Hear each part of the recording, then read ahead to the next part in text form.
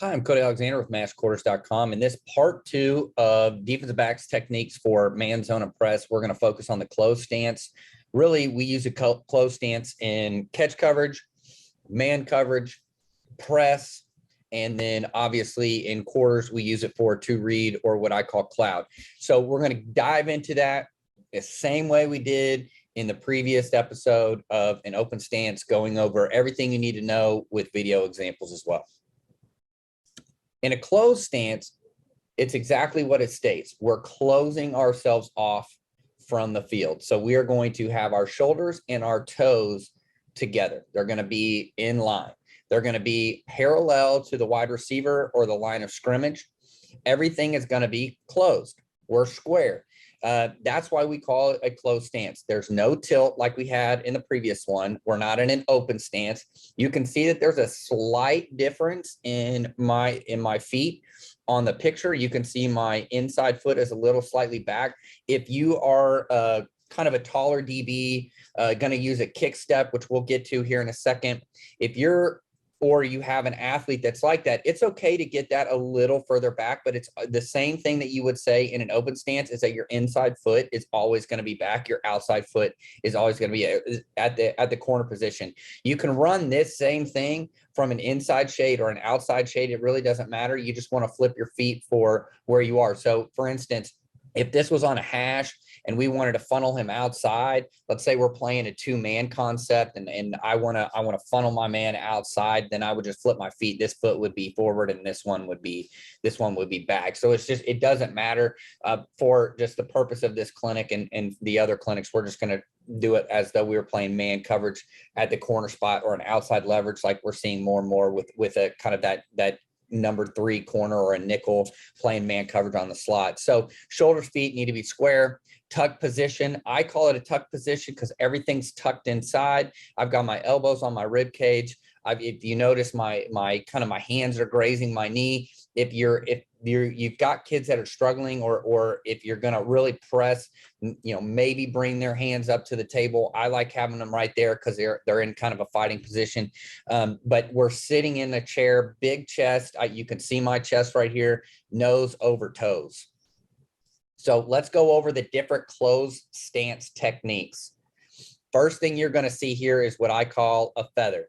This is called an inch technique or a motor technique. But the big thing here that I tell the kids is one, notice how I'm on the balls of my feet. Okay. Going back, I have a proactive step. Okay. Moving inside, and then I'm staying on my track. Okay. Proactive step inside, bringing it back. Right. I want to be able, if he goes underneath right now, I can cut a slant, making sure that I hold inside leverage, and then I'm just working back like that. Notice how my shoulders stay forward, nose over toes, and I'm on the balls of my feet as I'm working out right here. Hand placement doesn't really move. My eyes are down. What I tell the corner here is that we're looking at the receiver's inside hip. So if we had a receiver, he would be aligned here. He would be aligned on my midline right here. I want to make sure that my eyes are focused right there on that near hip and that they're nowhere else. So again, you can see this motor technique, or what I call a feather, because we're feathering back. We're soft, soft, soft.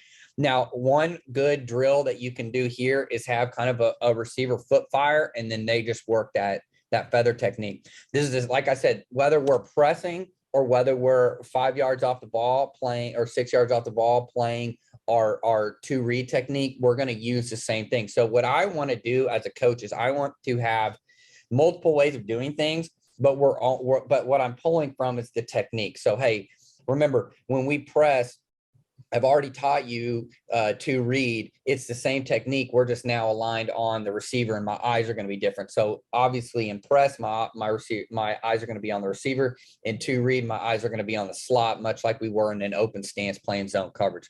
So right here, proactive step, and then I'm working into that feather technique. You can see how I don't come up. It's going to be slow. To me, a closed stance means that we're going to get physical with the receiver. We're going to play what I tell kids, we're going to play basketball. Okay. You're just not going to open that lane up and let that guy go dunk on you. We're not getting posterized today. So what I tell them is, look, we're staying square. That receiver has to make a choice. It's like playing chicken.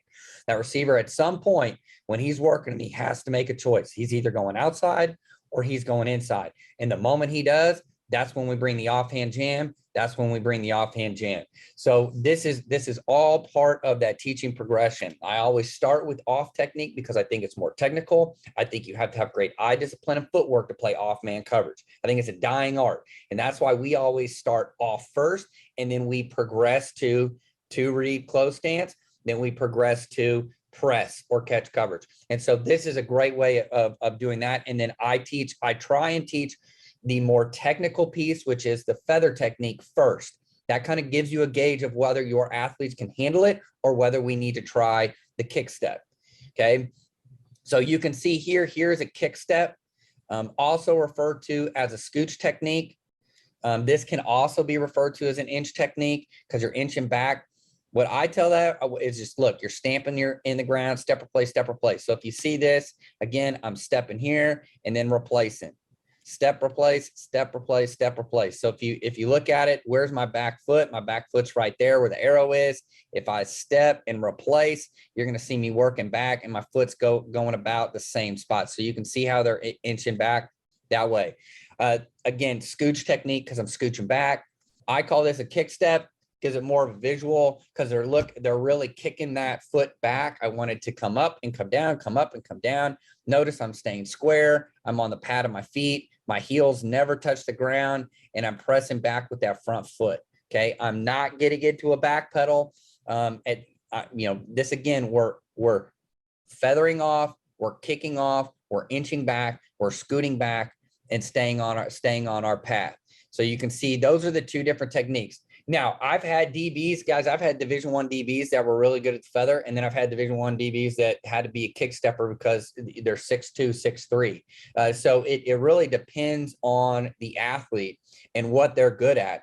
Usually taller athletes, they may not be comfortable in that feather technique. They may not have the footwork needed for the feather technique, and you can progress to that. So I teach them the kick step. And I feel like that for some of my taller DBs, when you introduce that kick step, it's just kind of like the light bulb goes off and it just makes everything easier for them. They feel more comfortable in it. Especially too, like for me as a DB, I played corner my whole life. I like to be in more of a tilt stance. I like to be in kind of a more of an open position. So I kind of, I like the kick step. I can feather, but I kind of like the kick step. I really only like the feather when I was playing in a press position. And now when I get kind of more of in an off in a two read or a zone in a zone scheme, then now I want to kind of kick step. It just kind of, that's just my comfort level. So again, when you're teaching this to your kids, I always start with a more technical piece, just kind of as an introduction, like, hey, let's see who can do this. And then once you see, hey, why don't we try this? And then make that suggestion to the kick step. And really it doesn't matter what they do as long as they're comfortable in it. And so again, this is the kick step. And let's take another look at that, the feather technique. So these are two foundational techniques that we teach when we start teaching the defense backs, especially when it comes to press or a two read or a catch coverage. This is where we're going to start with the feather, and then again with the kick step. Here's a good look at the proactive step again. So just like we would in the open stance, we're going to want to take a proactive step. Even if we're in two read, I teach two read a little bit differently than most people. I teach it more of a catch mentality. Okay, we're reading the slot. If the slot appears, great. If he doesn't, it's a catch mentality. I'm going to turn and get into him. That's why we teach the peak technique of, if I get an outside release, I'm bringing the offhand jam. Once I get back in control, then I'm going to turn my vision back inside to see any kind of out route attacking me. So we kind of teach that even in an off stance. We're going to teach that. So everything looks the same. Everything looks like it's quarters coverage. Everything turns into man anyway. So might as well teach it that way. So you can see that proactive step again. I'm showing you a little bit more pronounced. This is what we would kind of see in the red zone, is a hard step inside. Okay, getting back on track. Notice how I stay on track. Keep that feather technique. Okay, proactive step inside, holding that inside, forcing the outside throw. Okay, back on track. So you can see again right here, you can see the proactive step. This would be what more or less it would look like on a regular. Hey, I'm just taking that little 6-inch step out, inside to hold my leverage, and then I'm going back. Whereas if I'm in the red zone, it's a little bit more pronounced. And just for the clinic, I want to make sure that we really see what a good proactive step looks like. So when we're teaching our kids, we got to make sure that we really show them, hey, this is what it looks like. Because in the heat of the battle, what they're probably going to end up doing is it's going to end up looking more like that first example of the feather than the second. What does this look like versus a receiver? So I'm going to be inside eye. Now, what you can do is if you're going to teach this as a 2-read, let's say, for instance, this is 2-read, and he's inside the top of the numbers, it's okay to be outside leverage. Where's your help? You're funneling him inside anyway to the safety. Your safety helps inside. He's got the cap. I'm more of an intermediate player. Now, if it's man coverage, we obviously want to be inside leverage. So I want to be inside eye. If he's out here, I want to be inside eye. But it is okay. And I tell my guys too, because sometimes 2 reads difficult to teach younger kids. They don't feel comfortable. They want to man turn into everything. They just don't feel comfortable with that guy going vertical yet. They don't understand how they use their body leverage yet to kind of stay on that near hip and really force this route outside while I'm staying square, kind of in that catch mentality. So when you're doing that, if they're having trouble with that, all you have to do is slightly adjust it, have them take a step outside, and now they're outside eye alignment, and that kind of opens everything up. Again, it kind of turns their vision more back inside, whereas some kids, when they are on that inside, it just automatically turns into man. So kind of what maybe with your younger athletes, kind of go outside in. With your older athletes, inside out, or less experienced athletes, go outside in. As you get comfortable with it, and they get comfortable with kind of the understanding that leverage piece on that near hip, you can then move them back inside, especially in this. So right here, good example. I'm a little bit, you can see how I rock back at the beginning. Don't want to be on your heels. This is kind of a bad example. You don't want to rock back. If anything, I should have inched back. Okay, you can see now I'm inching, I'm feather. He makes a move. Notice how I stay square. So again, I taking this, most DBs play basketball. We as defensive backs, we deal with the best athletes on the team. Usually good athletes play a bunch of different sports. So normally, hey, you remember a basketball, right? We don't want to get dunked on. We're not going to open it up. A lot of coaches talk about opening the gate. It's the same thing. Look, you're a point guard on an ISO play. That guy's coming down the court. He's at the top of the key. We want to force him to go right, or we want to force him to go left to our help. We don't want to just open that gate up. I don't want to just open up and then give him instant access to the basket. So here you can see as he's working off, he gives me a little jab step. Okay, I'm feather. Notice how I stay a little bit square. I'm not going to open up until he gets to me. Now, if you are in a cover 2, let's say you're playing read coverage, you're from the inside. This is a great example of where then you would get in control. So my eyes would still be back here. If I'm reading 2 read, I can see him out of my peripheral vision. Once I bring that offhand jam, I'm going to get in control. And right now I would get my head back around, because where does that sail route come? If it hadn't come within 5 yards right here, it's going to come at 10 yards. That's kind of the cover 2 beater that I see more often than not, is they want that DB to commit before 10 yards, right? Because most coaches are going to give them a floor. Hey, a vertical, anything after 5, anything after 7, we lock on our guy. Well, then what happens when teams start running sail routes at 10 and 12 yards? Then it becomes an issue. So that's why we teach the peak technique right here. Now, if you are outside leverage here, the key here would be to tell your DB, I want to stay connected to this shoulder. So I want my head on this side. So as he's working out here, I'm feathering out and I'm funneling that back inside. He cannot cross my face. That's kind of the big coaching point right there, is I want to stay outside. So here I'm showing you a man technique. I would want my head to be over here if it was 2 read and I was outside leverage, and really flattening out that fade route because I've got to give help to my safety who's trying to work over the top if we were to get some sort of an out route. Now, if I were to get an out route right here, we are working through that hip. You know, I tell my kids, go hard through that receiver, go hard through his hip, make some kind of contact as you're on your way down to make that 5 yard, make the tackle on that 5 yard. So again, other thing here is once my offhand jam comes, I'm putting my hand to my hip, hand to the hip, eyes down. So as everything with the receivers going, I want offhand jam. Offhand just means I'm bringing, so he's working outside, I'm bringing the inside arm through, and I want to punch the hip, okay, with eyes down, make that thing really go wide. Here's the kick step. Notice it's a little bit more of an open stance. Again, my toe is going to be in my arch, you know, my instep of my foot. It's going to fit like a glove. If I were going to move it inside, it would fit like a glove. I don't want to be in an open stance. Notice how everything is square. I'm not tilted. Toes are pointed forward. Toes are pointed forward. You're going to see the kick step here, kick step, kick step, kick step. Again, I'm going to flatten out and get into that shuffle. So again, just kind of proving my point at the beginning is you want to start with the feather technique because at some point it's going to be a transitional tool and you're going to want them to be able to at least be a little bit cognizant of what it looks like to feather. So right here is another great example of now I want to get sideways, feather, feather, feather. I'm holding on. Again, once he gets to me, I'm now going to punch the hip with eyes down. Same thing as with the feather. It's the exact same technique all the way around, except for the footwork is a little bit different. So again, working to that near hip, staying flat as much as possible. Again, notice my hips don't come around until he gets to about 7 or 8.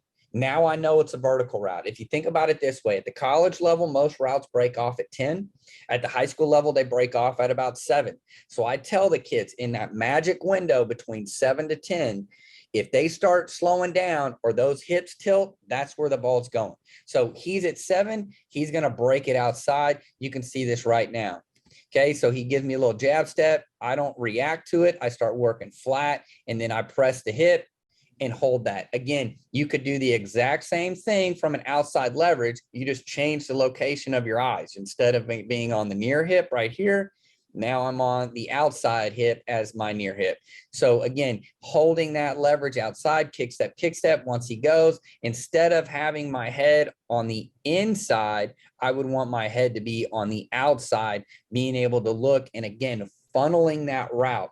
Going back to this is the whole technique and the whole point of this is that it's basically catch coverage. We're going to catch that receiver. That receiver's we're going to make contact. I talk with the kids about this. Look, we have a catch mentality. It's okay to make contact with the receiver. It's okay to, inhibit that receiver's motion going vertical. We do not want to allow the receiver, 1, to have space, and 2, the receiver to run in a straight line. Because if he's running in a straight line, that means he's fast, and there's nothing changing anything on his momentum. We want to make everything go sideways, just like you would in your run fits. You don't want a running back to be able to go north and south. You want everything to go east and west. And we want the exact same thing as a DB.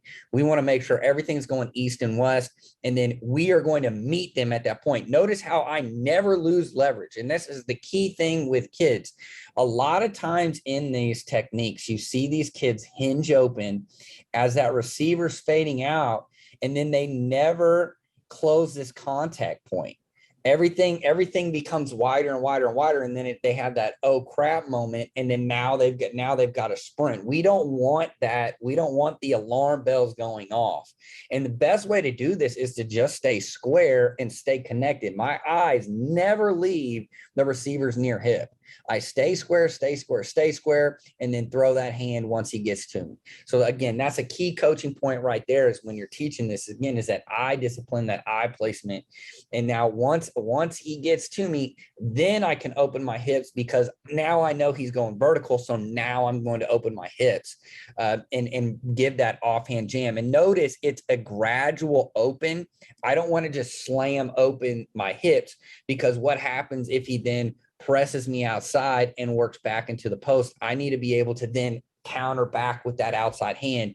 And so again, that's another thing that you want to make sure it preach to the kids is stay square as possible, as long as possible. Once he shows you his cards, that's when you can go with the offhand jam, get in control, punch that hip, eyes down. Okay, working the slant right here. You can see I have a nice little proactive step at the top of the route. Once he decides to go down, notice I stay square and I climb. I'm planning and I'm driving. I'm climbing to that near hip, cutting off that receiver. The whole thing here, again, is we don't want these receivers to be able to get vertical. Okay, so I'm off. Boom. He goes inside. Now I'm clamping down on that. One of the biggest ways to beat cover two is to run slant routes with the seam inside. And I tell my kids all the time, we are going to defend the slant route from cloud coverage, from two read coverage. We have to defend it. It becomes man coverage. Two goes vertical. Now I cap that right now and I'm pressing that. Notice how I bring my offhand down to the hip. Right there, I stay square as possible. So again, feather, feather, feather. Proactive step inside. You can see that proactive step, feather, feather, feather. Cap the route. Work it back down to the line of scrimmage. Here, if you were teaching cover two, those eyes would be inside. He's stemming you vertical. The moment he plants inside and tries to cut you off, you see two going vertical. Now I know, boom, this makes it really easy for me coverage-wise. I know now I can go cap, can go cap that slant, give an in call to that outside linebacker if we're in zone. Now, if we're in man, let's say this is the red zone, or we just want to play some catch coverage. Now I can really, play aggressively right there. He presses me. Now going inside. Now I go cap that. I want to shut the door. I tell the kids, go shut the door on that shoulder. Go put your fist in his hip and really compress that route down back to the line of scrimmage, cutting them off. Okay. The other thing that's nice about this is too many times, if I were to completely turn my hips and try and run the route for the receiver, now we open ourselves up for the sluggo. If you notice, my shoulders are square. So if he were to right here plant, boom, right here and work back, my feet are already square. I would plant and then accelerate back to the near hip. So again, notice how my shoulders are staying square. Notice my hips are pointed this way. I'm moving that way, but my shoulder line is square through, so I'm not going to get beat on the sluggo route. So if they run slant, they run sluggo, and you need to be ready for that. Here's a look at the kick step. You can see how I'm inching inside off of this. Okay, kick step. You can see that kick step in that first step. Kick step, kick step, kick step, staying inside leverage. Notice I'm not getting off my line. I'm waiting for him. I think the biggest thing that you can teach your younger DBs is patience on the line of scrimmage. If a lot of receivers go to the line and they have a plan and it's just like, I'm going to step here and then I'm going to work here, or man, I'm just going to beat them with speed outside, or I'm just going to plant outside and I'm going to try and beat them inside. There's like one move.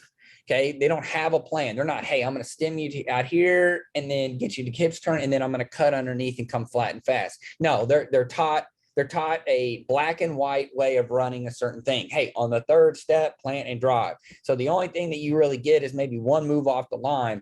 And I always tell kids all the time, don't ever go for the first move. Stay in a linear line. Stay straight in your path and let that person decide. Just because they took a jab step doesn't get you out of position if you don't move with it. Okay, so right here, we're working vertical off of it. 1, 2, 3. He's going to plant. And then once he plants, I'm doing the same thing. And again, going back to that kick step, you can see kick step, kick step, kick step. My shoulders are square again when he goes. So if he were to plant or even pivot back out, we see that in the red zone all the time, is that little pivot route back outside, trying to run that corner route. I can obviously plant, work that, and then fade back into a sail technique. So right there, I'm on top, again, compressing that route down. Again, kick step, shoulder square. Notice shoulders are staying square, even though my hips are pointed that way. Punch when I get there, compress it, don't let it go past 5 yards. Okay, watching the corner up top. Square stance. Okay, a little bit of a false step up top, but you can see how he's really feathering out. Feather, feather, feather. He feels that right next to the sticks. Okay. So he kind of squats down, keeps his shoulder square, and notice how he caps that route. Okay. Little bit of a false step, which makes him kind of backpedal, but you can see then he gets into that little bit of a kick step. Now, here's the thing that this is an example of. This is a kid that was really good at kick stepping. He was more of a track kid, a little bit stiff in the hips, more of a kick stepper. And then my corner down the bottom, he could do anything. He could play with his butt to the sideline. He could backpedal. He could feather out. He could kick step. Whatever it called for, he could do it. So not everybody's going to be able to do the same thing. So you can see here, kick step, playing catch coverage, catch technique, cap that route. Now, notice the safeties too. The safeties are going to kind of use the same thing. Okay, you get a little bit of a feather out here. He goes underneath, so he's feathering right here. Okay, we get a kick step by the safety down here, because that was a question I always get is, hey, does this translate to the safety position as well, or is everything just for corners? No, here's a kick step down here on the bottom. We call it a step off, but it's the same technique. Kick step, kick step. Now he's able to go and plant and drive because his feet are in the ground.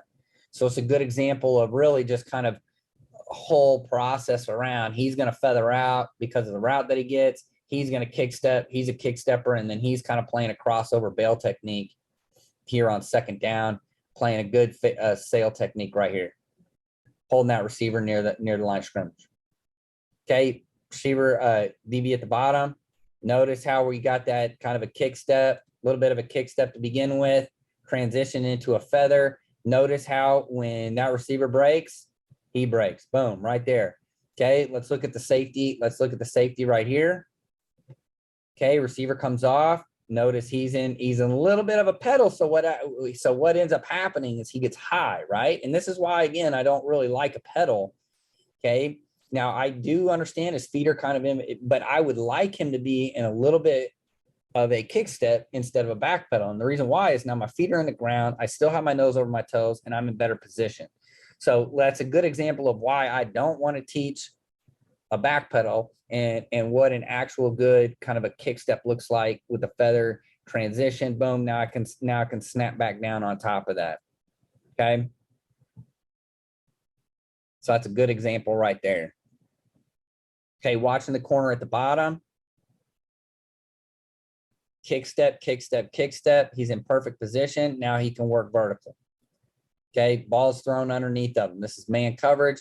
So we get a kick step, kick step, kick step. Now, right now, instead of he's seeing the ball thrown, okay, but in a perfect world, if the ball wasn't thrown, he would be hammering that hip right there and climbing vertical, taking that to the safety in the middle of the field. Safety does a good job of seeing the ball thrown, and then we're making a play. We're making a play at the line of scrimmage. So again, another good example. Run it back from the beginning. Another good example of a kick step technique. I feel more and more kids are a little bit more comfortable, especially younger kids are more comfortable with the kick step.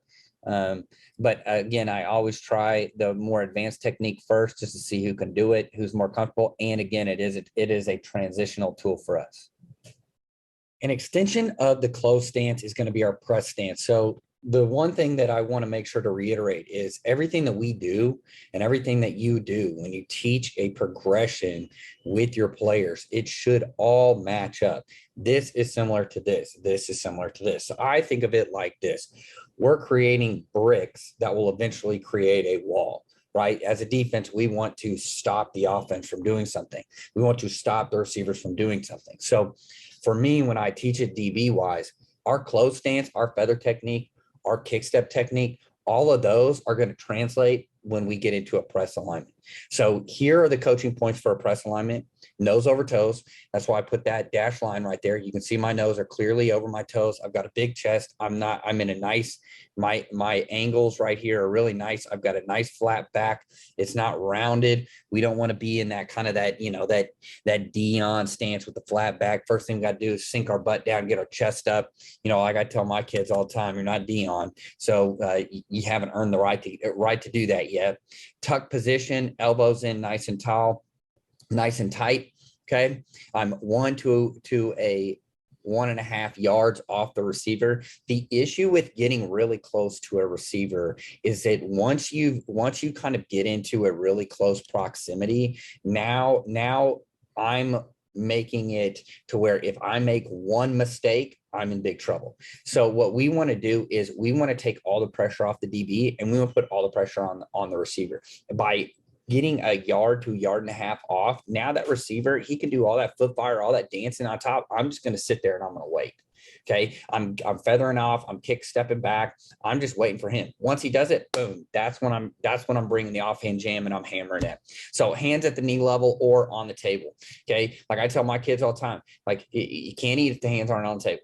So we want the hands in a ready position, in a position to where if we need a fight with that receiver, we can get there. So they're in kind of a nice, again, kind of slightly less than a 90-degree angle. So all I got to do is fire my hands up, and I'm there already. So again, going back through this, nose over toes, it starts with stance, tuck position, everything nice and tight, like I'm sitting in a chair. 1 to a yard and a half off the receiver, give them the opportunity to foot fire and do all their dancing on the line.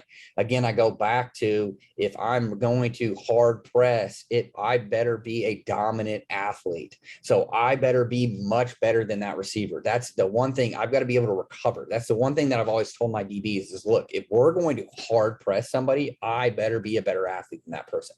I better be able to dominate.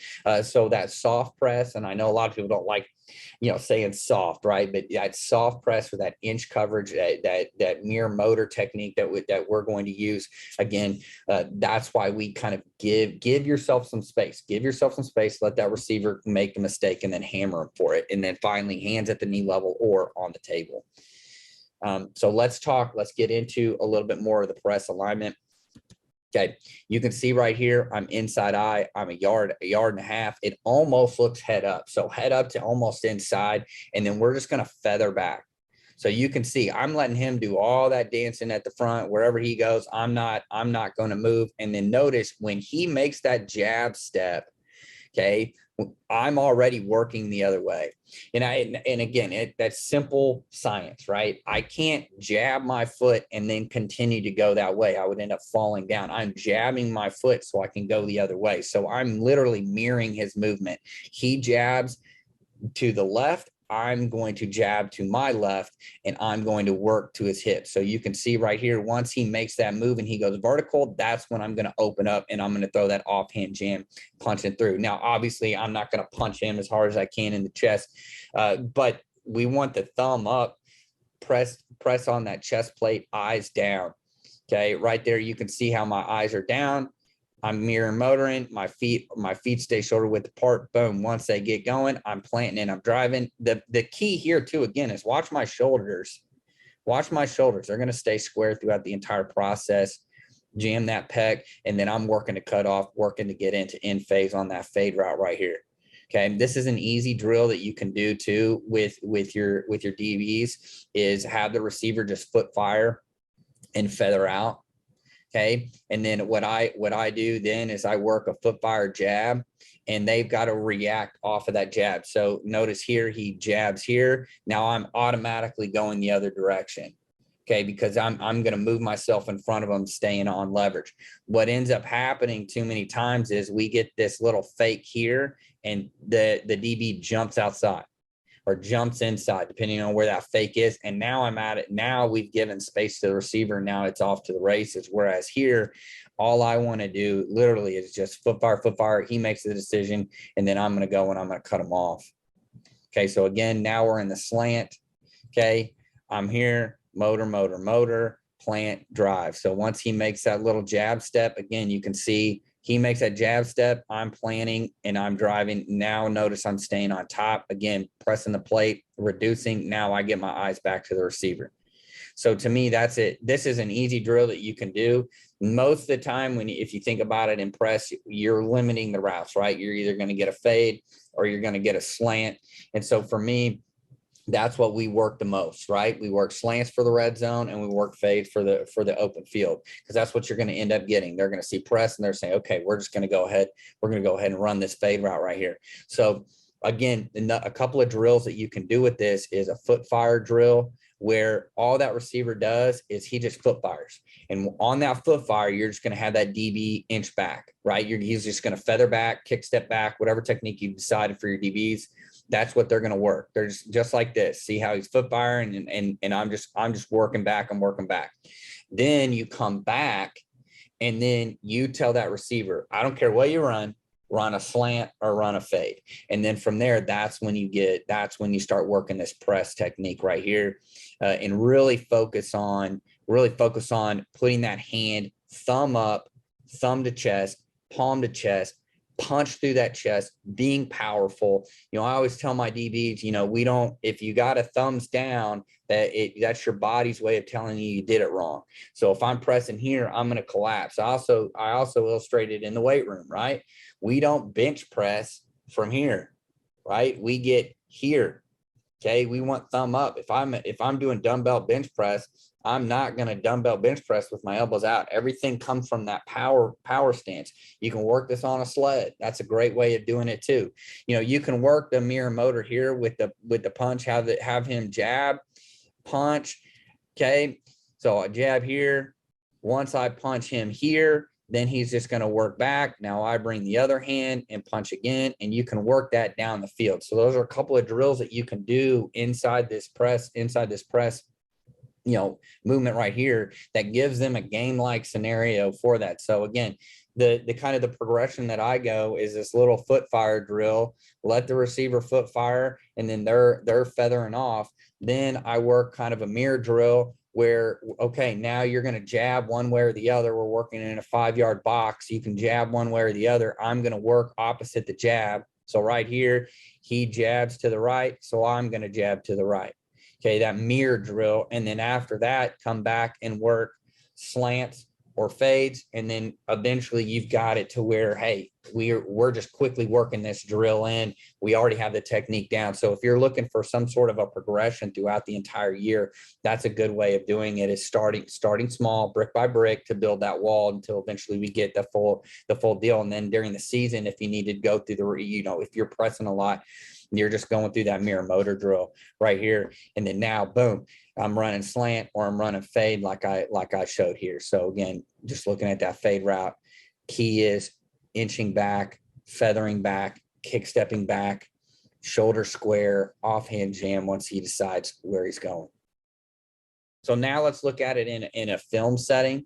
Okay, we've got a corner. He's 1.5 yards off, right? He's in a closed stance. He's gonna feather out. Now, one thing that I will say, I don't really like him opening up, right? And he corrects himself when he does that and then opens back up. So it's not like he just opens the gate, but notice how his feet stay relatively the same and his shoulders stay relatively square. I know he opens the gate here just a little bit off of that release. It's not a very good release by the receiver, but he opens it, and then now he brings it up, and now he's walled him off of this. It's really kind of a post route.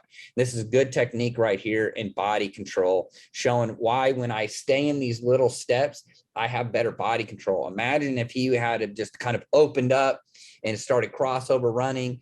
Now he could get undercut, and it just opens up that post route a lot more. So right here, he's really kind of working what I call like a tilt technique, where he's like, look, the only way you can go is outside. So let's look at it from the top. Nice job. Gets in the low hip, works to cut off. Okay. You can see too with the corner up top in the closed stance. So what does that look like in off? You can see him kind of feathering out up top, pausing. Okay. You can see the safety with the step off and the kick step. So all of these things, like I'm looking at a kick step here. I'm looking at a closed stance here. I've got press down here. I've taught really just a couple things, yet they translate to every single coverage that we run, every technique that we're going to use. I can then use that as a brick to create something, to create a technique. Hey, in 2 read, we're running 2 read up here.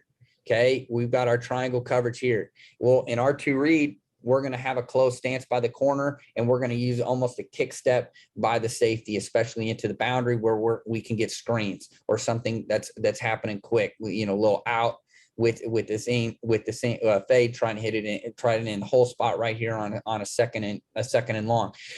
Down here, you know, we're looking at a corner in a press. Now he's using that feather technique. He's using our press alignment and then being able to wall that guy off. So again, these are examples of how I'm teaching a couple techniques, but these are best practice techniques. And then now I can insert them into any coverage that I need.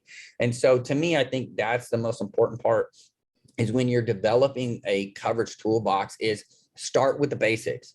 What's an open stance look like?